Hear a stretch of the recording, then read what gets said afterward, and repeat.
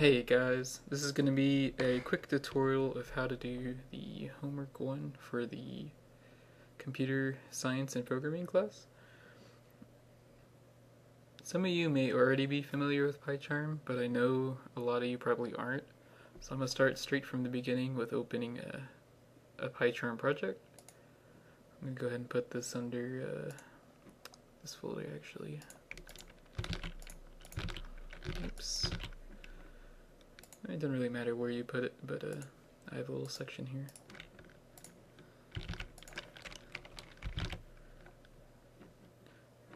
So I'm going to go ahead and create a new project. So you're going to get this big old blank empty space like this. In order to start actually coding, you're going to need a Python file. So you're going to right click, hit new, and then Python file. I typically call it main.py because it's the main thing. I'm not sure if that's like a requirement, but I've always used main.py and it's always worked. I always use homework 1 like here, the folder name, as my project name, and then main.py is the actual code running it. So professor wants us to do some kind of name here, class number, that kind of something. I forget. But y'all can probably figure out what to put there yourself. It's more or less just saying, hey, this is what the program does and that kind of stuff. Putting it in this like bulk comment. Alright. So the question or the problem is we're trying to say, hey, this is how much we're gonna have to pay, and then like plus tip, and how are we gonna divide that amongst a certain number of people? So the first thing we're gonna want is to input stuff. So how about enter the cost of the check, or we could do like enter the price of the meal since we're at a restaurant. And I like to put this little space here because when you run this, which by the way you run this by right clicking and hitting run for the first time. First time you always have to do this, and then you can use this from now on the top right. So enter the price of the meal. So what's nice about the little space there is, you start typing and it's 1 to the right, so it's not like right up against it. That's the only reason I do that. So the price of the meal is $10. Doesn't do anything. But so I'm going to want to store this in a value. So I don't know. The check is this amount of money. Now the only problem here is that this is going to output a string, and the number we're looking for, or the value we're looking for, is a number.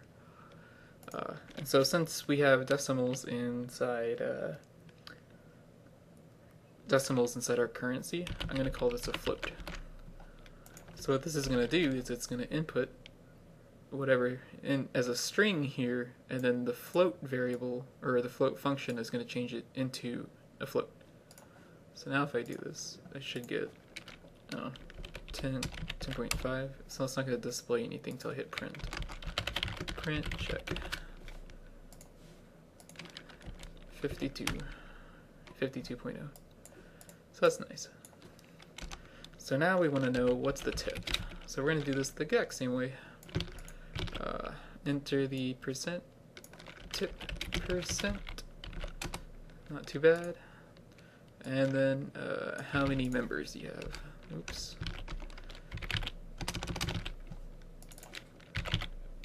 Members.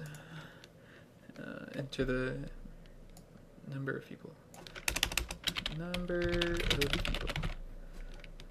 And it honestly doesn't matter what you call these variables as long as you're consistent throughout your program. So now first we're going to want to do some calculations. So let's do the total cost, which is our check plus our tip. So check is what we're going to start with, and then now we need to add our tip. So it's going to be check times our tip, and our tip's a percent, so let's do divide by 100. And that should give us how much tip there is, and add that to the total check. And then we need to get how much per members. cost per member, I don't know, equals total cost divided by the total number of members. So now we can say the total cost is, and you can do the comma, or here's another way that I tend to do. I do string and then I put in something. So like for instance, string total. Python's nice because you can do things in multiple ways like this. Plussing like this will just join two strings together. So it's going to turn total cost into a string and then join it with this string and whatever string I have. So the total cost is, and put a little $, total cost, and I guess I don't really, I guess a period, I could do a period. And then print the cost per person is $, plus string, cost per member. I'm going to go and add a period as well. So if we run this, we should get price of a meal, $40. How much we tipping? About 20%. And there's 5 people there. So as you can see, it's going to cost a total of $48 and $9.06 per person. I hope this helps everybody, and hope you all have a great day. If you want to do something fancy, you can put you can do /n here, which that will get you a new line. That's what /n means, a new line. So that when you put in your it like separates it out here, your results and your input. Yeah, a little preference. Anyways, I hope this helps some people, and have a great day.